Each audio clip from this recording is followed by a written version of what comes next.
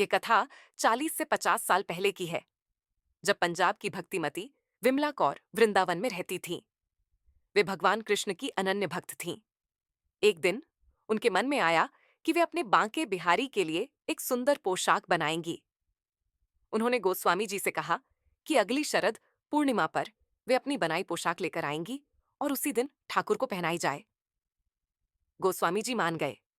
विमला कौर ने बड़ी खुशी से घर लौटकर पोशाक बनाना शुरू किया। दिन भर में जब भी समय मिलता वे पोशाक पर काम करती।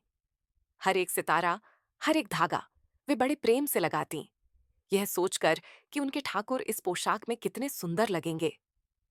आखिर पोशाक बनकर तैयार हो गई, जिस पर सोने और चांदी के सितारे लगे थे। शरद पूर्णिमा के दिन वे पोशाक लेकर मंदिर पहुंची, पर गोस्वामी जी ने कहा कि आज पोशाक नहीं पहना पाएंगे, क्योंकि दतिया के राजा ने भी पोशाक भेजी है और उनका ही आदेश है कि आज वही पोशाक ठाकुर जी पहने। ये सुनकर विमला कौर का दिल टूट गया। उन्होंने गुस्से में ठाकुर जी से कहा, तुम कैसे प्रेम की मूरत हो? तुम्हें मेरा प्रेम दिखाई नहीं देता? रोते हुए वे घर की ओर भागी। इधर दतिया के राजा की भेजी हुई मखमल की पोशाक ठाकुर जी को पहनाई जाने लगी। लेकिन आश्चर्य, वह पोशाक ठाकुर जी को ठीक से नहीं आ रही थी। कभी बाह में अटकती, कभी कमर में। राजा और गोस्वामी जी दोनों परेशान थे। तभी एक आकाशवाणी हुई, भक्तिमती विमला कौर की पोशाक लेकर आओ।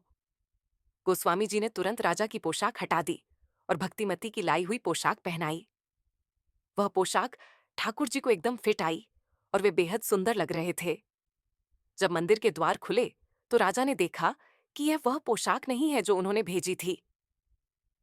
गोस्वामी जी ने राजा को बताया कि ठाकुर को सिर्फ प्रेम चाहिए और उनकी पोशाक प्रेम से नहीं, बल्कि अहंकार से बनाई गई थी।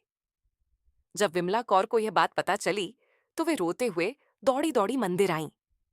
ठाकुर को अपनी बनाई पोशाक में देखकर उनकी आंखों से आंसू बहने लगे। उन्हें अपनी कही बात पर पछतावा हुआ और वे ठाकुर से क्षमा मांगने लगीं।